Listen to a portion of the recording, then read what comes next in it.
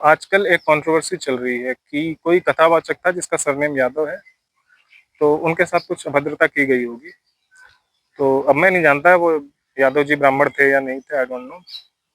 हो सकता है वो ब्राह्मण हो सकता है ना हो। वो तो जिन्होंने कथा सुनी उन्हें ही पता होगा या जिन्होंने उनसे इंटरेक्ट किया उन्हें पता होगा।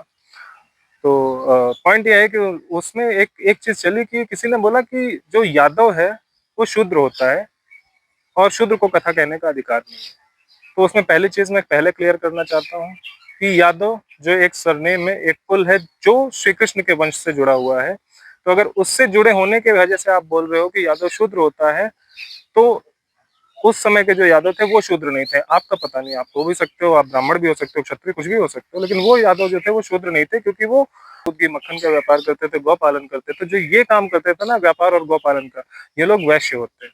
तो यादव एक्चुअल में वैश्य थे, शूद्र नहीं थे। दूसरी चीज उन्होंने कहा कि शूद्र जो है उसको कथा कहने का अधिकार नहीं है। तो शूद्र कौन है, इसके बारे में हमने वीडियो बनाया है कि शूद्र वो नहीं है जिस जो एक पर्टिकुलर सरनेम रखता है।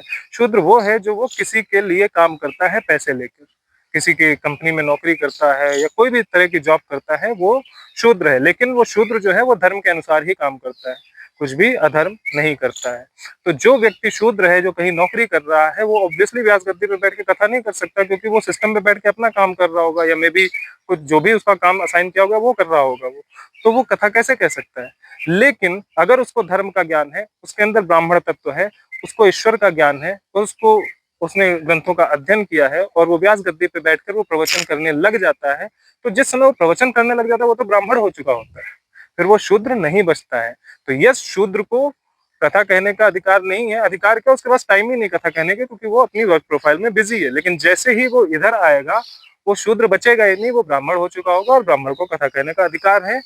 पॉइंट इज, सरनेम से आप नहीं डिसाइड होते कि आप शूद्र हैं या ब्राह्मण।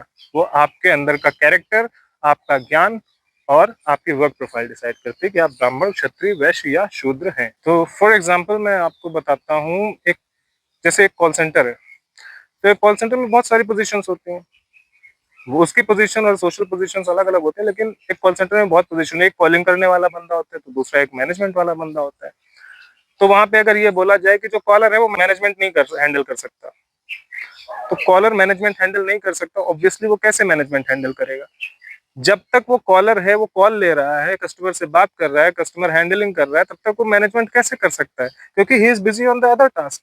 लेकिन जब ये काम छोड़ के ये वहां पे जाके मैनेज करने लग जाता है, तो उसके लिए क्या चाहिए होगा, उसके अंदर मैनेजमेंट कैपेबिलिटीज होनी चाहिए। तो अगर उसके अंदर मैनेजमेंट कैपेबिलिटीज हैं और फिर जाके वो मैनेज करने लग जाता है, तो अब वो तो कॉलर बचा ही नहीं ना, वो तो वो हो गया, मैनेजर हो गया।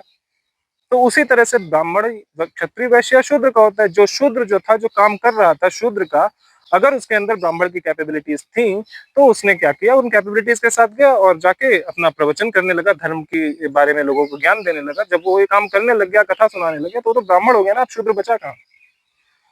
तो यही है एग्जाम्पल कि शूद्र कथा नहीं कह सकता। यस, नहीं कह सकता क्योंकि उसके पास टाइम नहीं है। अगर उसके अंदर कैपेबिलिटी है और जैसे ही वो शूद्र का काम छोड़ के अपना कथा वाचने लग जाएगा या धर्म और ज्ञान वाचने लग जाएगा, तो वो तो ब्राह्मण हो जाएगा, वो बचेगा ही नहीं ना शूद्र। धन्यवाद।